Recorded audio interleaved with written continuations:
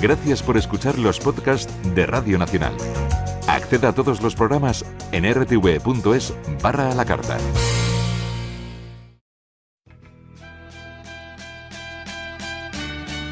La terapia, con Elena Calvo.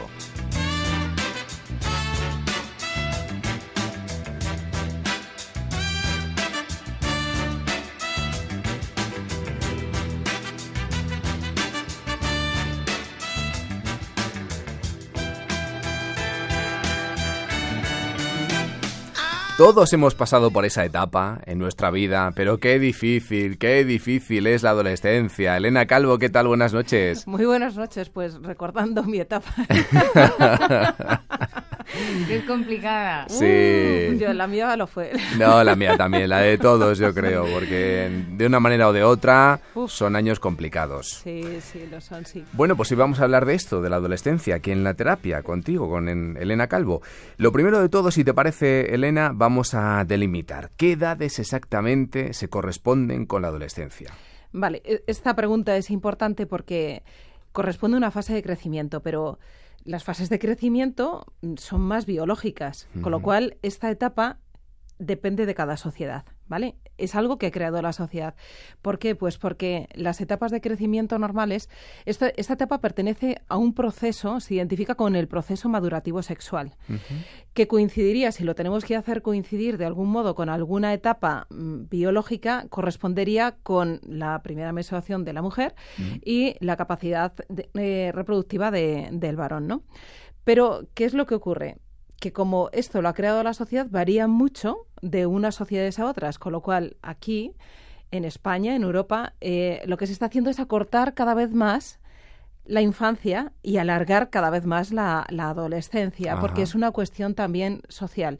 Cada vez hay más estimulación, cada vez hay un desarrollo superior, no madurativo sexual, pero sí quizás está un poco más pensado por los cambios y las conductas tan radicales que hay.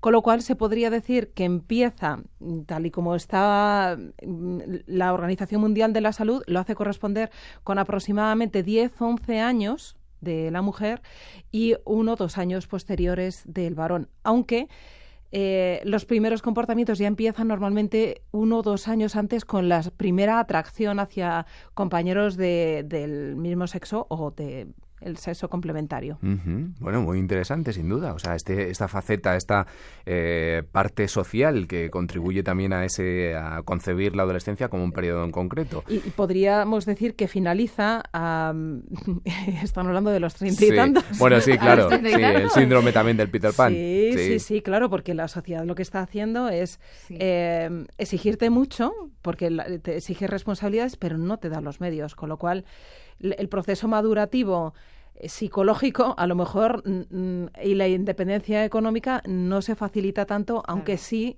la exigencia está ahí, pero las herramientas no se facilitan. Por eso se está moviendo un poco y hay una situación en la que no se está totalmente de acuerdo en qué edad exactamente finaliza. Claro, porque esto me imagino que es relativo, ¿no? Porque antaño, efectivamente, también se puede decir que quizás la adolescencia empezaba pronto porque tenía, digamos, que salir adelante, ¿no? En las familias humildes y demás, también se podía concebir o pensar que la adolescencia empezaba temprano. Y la etapa, la madurez, porque coincide justamente cuando finaliza la infancia y justamente cuando empieza la etapa adulta. Y antes era más necesario madurar antes, porque por las necesidades económicas, ¿no? Pero hoy en día tienes que hacer una carrera. Esto, o sea, no sé quién se lo ha inventado, pero bueno, hay que hacer una carrera y posteriormente tienes que hacer posgrado y luego tienes que estudiar idiomas y luego y dices, a ver, ¿y cuándo me voy de casa? A mí también, sí, es que a mí también me da la sensación de que el colectivo adolescente en sí es un colectivo muy goloso para la sociedad consumista en la que nos movemos. Es un target muy... Hombre, y también para el mismo adolescente. Quiero decir, porque cuanto más amplia sea, mayor capacidad y mayor volumen de personas a las que llega un determinado mensaje. Pero también nos tenemos que dar cuenta de que el adolescente también... Bueno, cómodo puede estarlo cuando ya se centra un poco, pero cuando está en esa plena revolución y esa lucha constante no lo está tanto. Pero de algún modo lo que está solicitando son los privilegios de adulto y los privilegios de un niño. que es aquí donde puede venir todo Claro. el problema con las familias. Oye, Elena, ¿y qué comportamientos son los que caracterizan esta etapa de la vida? Bueno, pues voy a pensar en mi etapa. En mí misma. No, ya hablando en serio, pero así a medias, sí, pues es lo típico, ¿no? Que de algún modo son comportamientos agresivos, reivindicativos, de intolerancia a todo, nos quejamos de todo. Estamos totalmente en contra de los padres y lo que hacemos es refugiarnos en los pares, ¿no? En los amigos. Entonces, es una sensación que tiene el adolescente de falta de comprensión, de sensación que lo que te pasa a ti es único y además que todo el mundo te observa, que se llama la audiencia imaginaria. Y dices, todo el mundo me mira, además lo mezclas con una inmadurez, que estás dando el paso al otro cambio, una extrema sensibilidad, pero al tiempo una extrema también reivindicación y oposición a todo, ¿no? Yo no sé si vosotros lo recordáis Sí. así, y conductas arriesgadas. Cada vez más en la sociedad actual hay conductas más adictivas, además, porque no ves el peligro, tú no ves el riesgo, solamente miras en el presente, no eres capaz de planificar porque no tienes la capacidad. Pero lo que sí que el adolescente, sobre todo en las primeras etapas, lo que siente es que ya es un hombre, pero no tiene la capacidad todavía madurativa. Su cerebro no está preparado pero ni su sistema límbico, ni sus lóbulos frontales, ni nada. Entonces, claro, hay una falta de control de impulsos y por eso tiene esos comportamientos tan impulsivos y tan agresivos que dices tú, pero bueno... Claro, que obedece, ¿no? Esto. Muy contestones, además, y es que ellos mismos muchas veces ni saben lo que les está pasando. Se aíslan y tienen miedos, tienen también muchísimos miedos, porque son vergonzosos, quieren pertenecer a un mundo social, con lo cual quieren explorar cosas nuevas y ser líderes, parecerse incluso a sus ídolos. Es decir, es una etapa en la que no se sabe ni dónde tienes el pie derecho.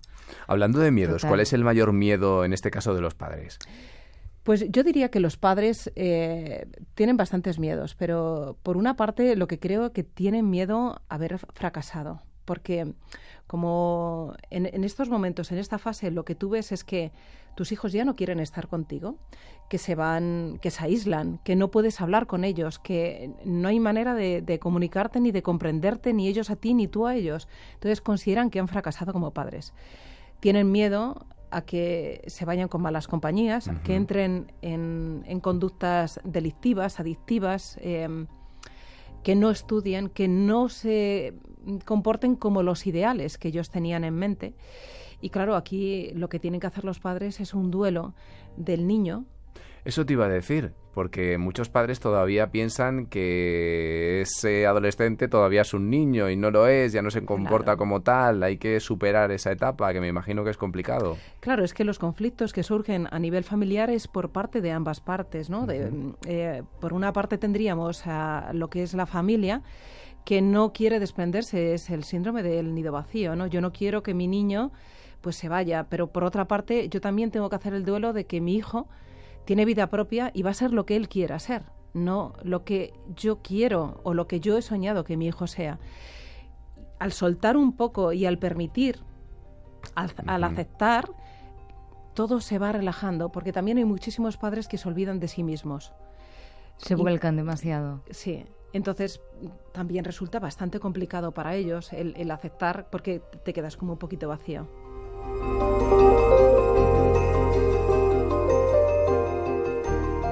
Por tanto, estamos hablando de un comportamiento que es normal. Sin duda. Lo que es anormal es que no se produzca una cierta normalidad. Ya.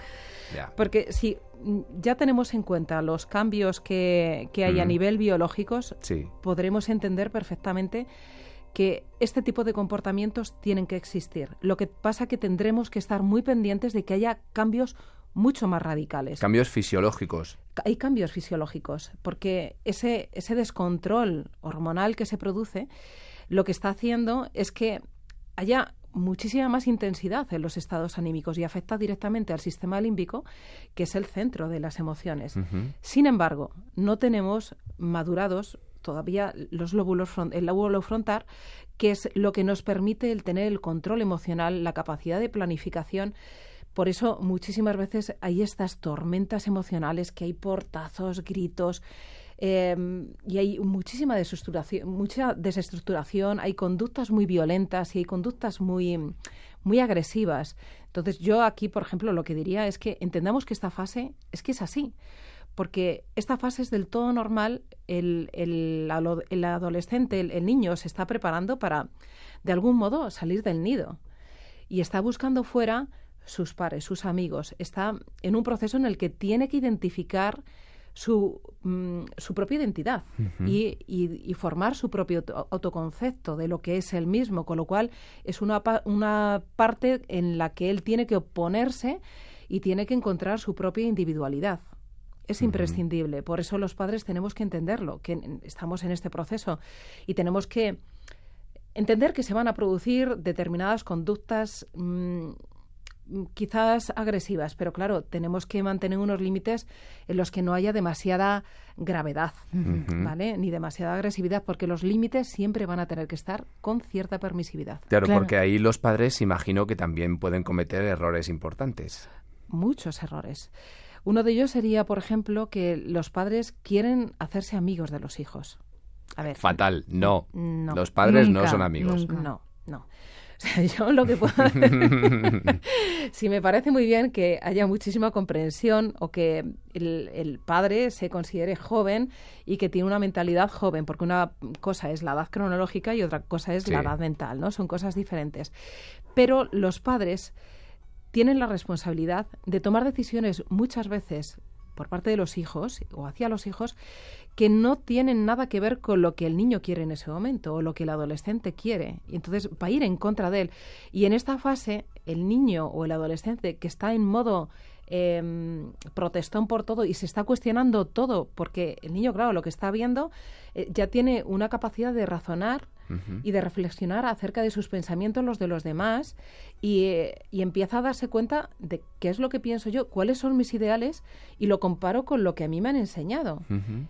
Con lo cual los padres tienen que mantener, desde el principio, lo que es justo es que mantengan una buena comunicación, que es lo que siempre hemos hablado, pero cuando llega a estas edades, el padre tiene que seguir manteniendo los límites, presentarlos de forma muy clara, pero mantenerse constantes y flexibilizar, ¿vale? Con lo cual hay que aceptar que es el momento en el que entren otras personas, que son los pares, y que de algún modo el niño se va a apoyar en ellos. Eso sí, tenemos que controlar mucho las amistades, claro. Pero el niño se va a apoyar mucho en ellos porque no se va a sentir comprendido. Y entonces es necesario que aparezcan, porque tiene que desapegarse de la familia. Es un proceso El problema es cuando, efectivamente, lo que tú dices, cuando esos pares no les convienen o los padres creen que no les convienen por determinados motivos.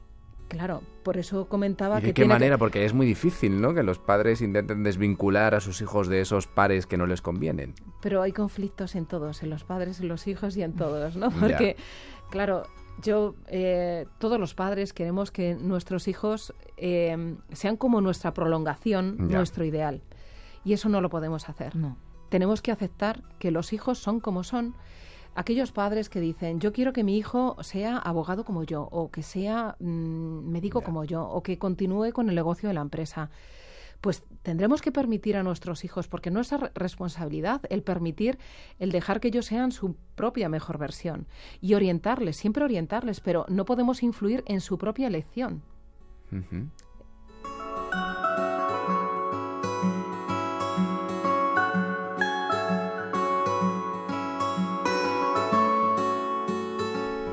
Decía hace unas semanas aquí en El Canto del Grillo Francisco Mora Teruel, el doctor en neurociencia, que hasta los 27-28 años no están los lóbulos frontales bien acondicionados o preparados para tener un razonamiento complejo para, por ejemplo, ejercer determinadas profesiones, ¿no? Efectivamente, esto me lleva a mí a pensar lo que habíamos indicado al principio, que ahora se deja de ser adolescente muy tardíamente. Sí, muchísimo más tarde, sí. Además, coincido con Piaget, que habla que es el momento en el que empiezan también las operaciones formales. Eres capaz, porque cuando eres adolescente es que solamente piensas en el aquí y en el ahora, en el presente. Nada más. Entonces no eres capaz de planificar ni tomar decisiones adecuadas y te dejas guiar mucho por tus impulsos. Pero yo creo que incluso muchas personas, mucho más allá de los 40, también se dejan llevar por sus impulsos. Pero estamos hablando de que hay 16 años de edad del pavo. Sí. Quiero decir, poniendo...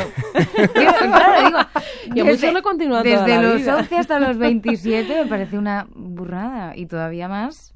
Pero se atenuará, me imagino, ¿no? Cuando A ya ver, uno tiene Otra cosa 25, es que 26... claro, una cosa es que uno tenga un poquito de Claro. síndrome de Peter Claro. Pan perenne, A ver, pero adolescencia como tal... de algún modo se considera, un poco a nivel psicológico, que finaliza la edad del pavo en el momento en que somos capaces de pensar tanto en el presente y planificar de cara al futuro. Ujú. Eso es lo que se comenta. Por supuesto, hay momentos, el momento del estallido hormonal es el peor. Claro, sin duda. Porque es que yo lo recuerdo, o sea, es que yo, o sea, de verdad no sabía, o sea, yo no sabía qué me estaba pasando. Pero yo lo que sabía, lo que entendía es que lo que me pasaba a mí, mis padres no lo podían comprender, porque ellos jamás lo habían pensado, ni vivido, ni imaginado, jamás. Claro. Entonces, la persona se siente como aislada. Y además, es un periodo de tiempo tremendamente complicado, porque... Y no podemos soltar a los chicos ahí, porque es que tenemos la responsabilidad de acompañarles en esta etapa, con lo cual tenemos que tener una especial paciencia. Porque si se está formando su propia identidad, imaginaros, yo tengo que identificar cuáles son mis ideales, mis valores, ver de qué modo mis padres, lo que me han transmitido, Sí. yo estoy de acuerdo con ellos, ponerlos en tela de juicio, mi proyección educacional, ocupacional, mi orientación sexual, todo eso lo estoy poniendo ahí un poco en tela de juicio. Y a quien pongo en tela de juicio es a mis padres, que siempre les he tenido que obedecer. Ya. Es que es normal. O sea, si yo quiero formar mi propia identidad y si mis padres me han educado con unos valores y con enseñándome y con su comportamiento apoyando lo que me han enseñado, no solamente diciéndolo, sino acompañando con sus propios comportamientos lo que me han dicho, al final lo que me va a pesar es lo que me han inculcado a mis padres. Ujú. ¿Y el miedo mayor que tienen los adolescentes? ¿Cuál es? Es al rechazo. De momento lo que no quieren, lo que temen es el control, porque es lo que han tenido hasta ahora. Y si ellos quieren formar parte de un grupo de iguales, lo que quieren es experimentar y ser ídolos, quieren ser admirados por sus iguales, lo que no quieren es que se les infantilice, se les controle. Por eso también hay un mayor rechazo por parte hacia los padres, porque los padres quieren retener, porque el niño se va y el niño dice, no, déjame en paz. Entonces se aísla, los padres se quedan a cuadros y dices, a ver, ¿en qué he fallado? Porque Ya. lo habéis escuchado. Sí. ¿Qué he hecho mal? No has hecho nada mal. Tienes que continuar, aunque siga así, tienes que continuar y tienes que entender que te va a cuestionar absolutamente todo, te va a hablar mal, pero sobre todo tiene un grandísimo miedo a ser rechazados por parte de los de amigos. sus semejantes, ¿no? Ujú. Porque se produce muchísimo bullying, lo hemos hablado en un programa anterior, y esto tiene muchísimo miedo. Y, pues, También es cierto que influye también la apariencia física, ¿no? Porque ahí nos Hombre, podemos los granos, sentir bastante yo tenía- feos. yo tenía la Madre cara, mía, yo me mira. encontraba fatal, yo me veía Ay, fatal. ay. Sí. Horroroso, horroroso. o cuando te desarrollas mucho. Nada, Claro. nada te queda O- bien, o todo mucho, es incómodo. eso es. La ropa de un día no te gusta al día siguiente. Y Claro, si es que no, realmente tú no sabes ni quién eres y si has tenido unos padres además que te han sobreprotegido, no tienes herramientas para salir al mundo. Oye, ¿y qué influencia tienen en esto los hermanos mayores? Puede ser ¿Puede ser buena, una referencia o puede ser algo malo? Claro, depende. Ujú. Depende, porque yo he conocido familias en que los hermanos mayores han sido muy paraditos y entonces los pequeños han tenido que ir abriendo paso, con lo cual los padres se han cebado en el pequeño y cuidado, por favor, no se pongan etiquetas, no se comparen a los hermanos, ni a los amigos, ni a los primos, ni a nadie, ¿vale? Entonces, si el mayor es muy tranquilo, vas a tener que hacer un doble trabajo, el tuyo y el suyo. Ujú, Y muy encima curioso. el otro pues se va a beneficiar. Ahora, si el otro ha sido un poco más bala perdida o ha hecho algo que te pueda abrir las puertas, el otro se puede beneficiar. Porque al final, esta etapa, lo más importante, insisto a los padres, es que el niño adquiera responsabilidades y control de su vida. Y eso es lo que se tiene que reforzar siempre, con lo cual no se tienen que reforzar los logros, sino el esfuerzo y la responsabilidad. Elena, estamos ya terminando la terapia, pero me gustaría que lanzases, algunos puntos a modo de conclusión para finalizar la terapia de hoy. Vale. Lo principal sería tratar de tener una comunicación, como he dicho, desde el principio, que tengan al niño, y tratar de todos los valores que se les vayan inculcando, insisto, apoyarlos con el mismo comportamiento. No puede haber incongruencia aquí. No infantilizarlo. Saber perfectamente por lo que estamos hablando, que esta etapa es del todo normal, que puede continuar más o menos, que los niños te pueden contestar, que de algún modo lo tienes que permitir siempre y cuando las faltas de respeto no sean graves. No utilizar, por favor, conversaciones ni adjetivos que sean irónicos ni descalificativos. Y sobre todo no hablar al niño en sí, o sea, de lo que tú eres, sino de lo que tú haces. Los castigos, yo diría que deberían ser más flexibles, las consecuencias, ¿vale?